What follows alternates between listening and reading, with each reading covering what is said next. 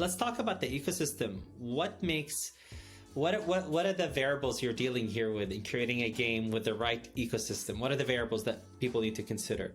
Fun is very important. It's not only about earning. Balancing fun and earning is very important.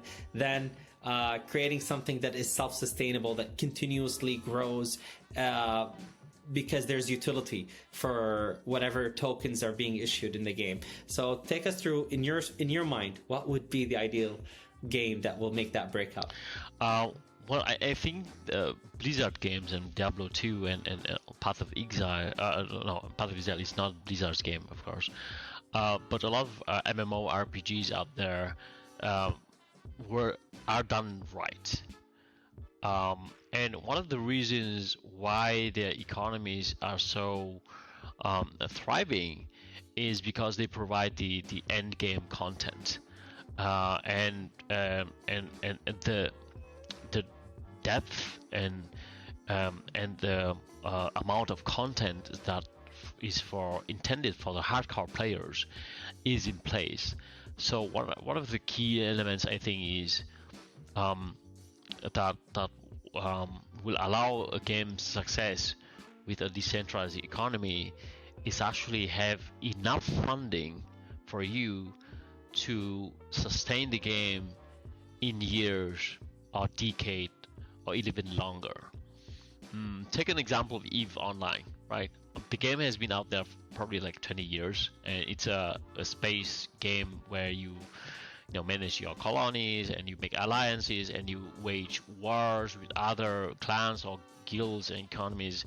The game has been out there for 20 years, and the reason it's so successful is because the amount of content that was produced through 20 years, the amount of work and hard work into looking at balancing the game's economy was put there.